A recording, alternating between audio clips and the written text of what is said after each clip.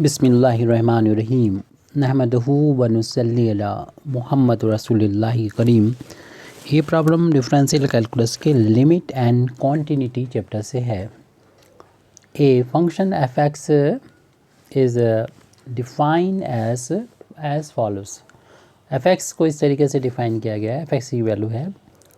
X square upon a minus a, जबकि x की value ए से लेस देन है। और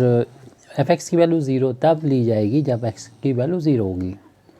और एफ एक्स की वैल्यू ए माइनस एक्स ए स्क्वायर अपान एक्स तब हम कंसीडर करेंगे जब एक्स की वैल्यू ए से ग्रेटर है। Prove that the function F x is continuous at x equal to A. तो एक्स इक्वल टू ए पर फंक्शन को हमें कॉन्टीन्यूस दिखाना है। जब कोई फंक्शन कॉन्टीन्यूस होता है तब उस पॉइंट पर फंक्शन की left hand limit, right hand limit और उस पॉइंट पर फंक्शन की वैल्यू तीनों इक्वल होती हैं, तो हम कहेंगे कॉन्टीन्यूस है। तो इसी रिस्पेक्ट में पहले तो हम फंक्शन की value x equal to a पर फाइंड करेंगे। At x equal to a function की वैल्यू ए पर फाइंड कर लें। तो देख रहे हैं कि जब एक्स की वैल्यू यहाँ पर ए है,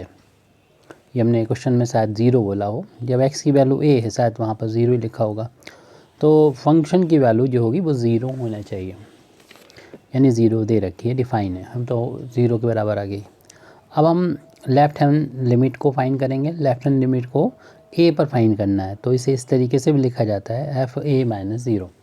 और डिफ़ाइन इस तरीके से कहते हैं। इस तरीके से फाइंड इसको हम फाइंड करते हैं कि लिमिट एक्स टेंड्स टू ए है, लेकिन ए से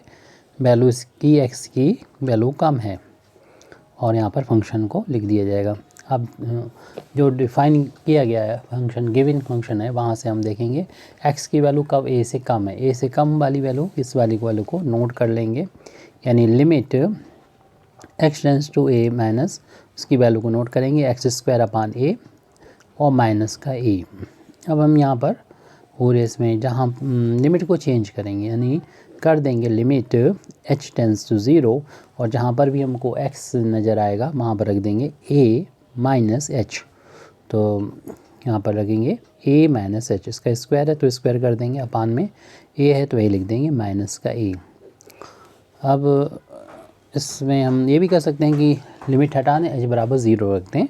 और हमें देख रहा है कि यहाँ पर कोई प्रॉब्लम नहीं आ रही है, कि ऐसी कोई प्रॉब्लम नहीं कि इनडिटर्मिनेंट फार्म हो। इनडिटर्मिनेंट फार्म मतलब ज़ीरो अपान ज़ीरो, इसकी वैल्यू कोई नहीं जानता, इन्फिनिटी अपान इन्फिनिटी, ये कोई फार्म यहाँ पर नहीं बन रही, या इन्फिनिटी माइनस इन्फिनिटी, ऐसे ही 7 फार्म होती हैं। 1 की power infinity, 0 into infinity and infinity की पावर 0 और 0 की पावर 0, तो 7 फार्म होती हैं, इनमें से कोई फार्म नहीं बन रही। अगर लिमिट हटा के एच बराबर 0 रख दें, आप फिर भी इसको अगर सॉल्व करना चाहें तो लिमिट एच टेंड्स टू 0, ए को अपान 1 करते हुए एलसीएम ले लें। 1 का यहाँ पर इंटू हो जाएगा, ए माइनस एच का होल आप स्क्वायर हो जाएगा, और ए का उधर इंटू होकर ए स्क्वायर आ जाएगा। इसे अगर फार्म बनते तो आप इस तरीके से पहले सॉल्व कर लेंगे, उसके बाद ही लिमिट रखेंगे। फिलहाल हम इसको हमने देख भी लिया, एच बराबर 0 रखा तो ए स्क्वायर अपान ए से ए कैंसिल हो जाएगा, ए बचेगा, और ए माइनस ए 0 आ रही वैल्यू, कोई इनडिटर्मिनेंट फार्म नहीं आ रही, कोई प्रॉब्लम नहीं है, आप रख सकते हैं वहाँ पर भी। या फिर हम इसे सॉल्व कर लें, इसका होल अप स्क्वायर जैसे कि हम सॉल्व करते ही हैं। तो इसमें क्या करेंगे,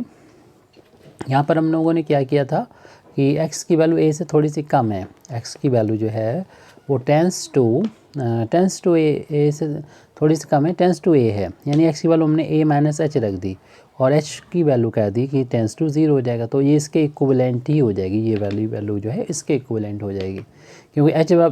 बराबर जब 0 रखा जाएगा तो x की वैल्यू a के इक्वल हो जाएगी, एंड h जैसे जैसे 0 की तरफ बढ़ेगा वैसे वैसे x की वैल्यू a की तरफ बढ़ेगी। तो अभी हमने सॉल्व किया, इसका होल स्क्वायर ओपन करेंगे, ए माइनस बी का ए माइनस एच का होल स्क्वायर, तो फर्स्ट क्वांटिटी का स्क्वायर प्लस सेकंड क्वांटिटी का स्क्वायर माइनस दोनों का इंटू का ट्वाइस, यानी ए एच, और माइनस ए स्क्वायर चल रहा वो लिख लें, अपान में ए है, और फिर ए स्क्वायर से ए स्क्वायर कैंसिल हो जाएगा, और फिर आप अब यहाँ पर लिमिट हटा दो, जहाँ पर भी h नज़र आए वहाँ पर 0 रख दो, न्यूमरेटर में भी और डिनोमिनेटर में तो h है ही नहीं, तो रखेंगे क्या, a था वो लिख दिया हमने, h बराबर 0 रख दिया, -2a इंटू 0, तो हम देख रहे हैं कि न्यूमरेटर में वैल्यू 0 के इक्वल मिल गई, 0 के स्क्वायर भी 0 होता है, ज़ीरो के इसमें मल्टीप्लाई करेंगे, ज़ीरो हो जाएगा, अपान में ए है लेकिन न्यूमरेटर में ज़ीरो माइनस ज़ीरो ज़ीरो होता है, ज़ीरो अपान ए भी ज़ीरो के बराबर ही आता है। तो ये वैल्यू जो है यानी लेफ़्ट हैंड लिमिट वो तो हमारी ज़ीरो के इक्वल आ गई है। अब हम राइट हैंड लिमिट की वैल्यू को फाइंड करेंगे। अगले पेज पर हम लोग इसको देख रहे हैं। राइट हैंड लिमिट ए पर फाइंड करना है और राइट है तो प्लस ए प्लस ज़ीरो इस तरीके से भी नोटेशन लिखा जाता है और इसकी वैल्यू इस तरीके से डिफ़ाइन की जाती है, limit x tense to A और ये प्लस, और इसका भी नोटेशन अलग अलग तरह से होता है, हम ये यूज़ करते हैं एफ एक्स। और उसके बाद यानी राइट हैंड लिमिट की वैल्यू के लिए हम देखना होगा एक्स की वैल्यू ए की वैल्यू से ग्रेटर कब होती है। एक्स की वैल्यू देख रहे हैं कि जब एक्स की वैल्यू ए से ग्रेटर है तब हमें फंक्शन की वैल्यू को ये रखना है, यानी ए माइनस ए स्क्वायर अपान एक्स, ए माइनस ए स्क्वायर अपान एक्स, इस वैल्यू को हमें रखना है एफ एक्स की जगह पर, वो हमने रख दिया है। आप अब लिमिट को चेंज करें, यानी एक्स की वैल्यू जो है वो ए टेंस टू ए है, ए की तरफ बढ़ रही है लेकिन वो ए से थोड़ी सी ज़्यादा है, तो ये ए की तरफ कब बढ़ेगी, जब एच बराबर ज़ीरो हो जाएगी, यानी एच टेंस जैसे ज़ीरो होगा वैसे एक्स टेंस टू ए हो जाएगा, यानी इसके इक्विवेलेंटली हम लिमिट को लिख देते हैं, यानी लिमिट को चेंज कर देते हैं दूसरे वेरिएबल एच में, एच टेंस ज़ीरो, और जहाँ पर भी हमको फंक्शन में नज़र आएगा एक्स वहाँ पर रख देंगे ए प्लस एच, ये लिखा है ए प्लस एच रख देंगे, वो हमने रख दिया है। इसके बाद आप इसे सॉल्व करना चाहें तो सॉल्व कर लें, या फिर आप h बराबर ज़ीरो रख देंगे और देखेंगे ये बन जाएगा a, तो a भी कैंसिल हो जाएगा ए स्क्वायर से, तो ए स्क्वायर से a कैंसिल हो जाएगा, a बचेगा न्यूमरेटर में, सिर्फ न्यूमरेटर में बचेगा, पूरा कैंसिल हो जाएगा डिनोमिनेटर वाला, और फिर a माइनस ए वो ज़ीरो होता है, तो कोई भी इनडिटर्मिनेट फार्म नहीं बन रही है। आप लिमिट हटा के h बराबर ज़ीरो भी रख सकते हैं, लेकिन हम सभी प्रॉब्लम को सॉल्व करने के लिए इसी तरीके की होंगी, हो सकता है फार्म इंडिटर्मिनेंट कोई बने तो हम उसी तरीके की कैलकुलेशन बता देते हैं। आप इसको अपान 1 कर लीजिए और इन दोनों का एलसीएम जो है ए प्लस एच कर देंगे, यानी 1 और किसी का भी एलसीएम वही होता है, तो इसका उधर इंटू हो जाएगा ए में, ए प्लस एच माइनस का, और 1 का उधर इंटू करेंगे ए स्क्वायर में, ब्रैकेट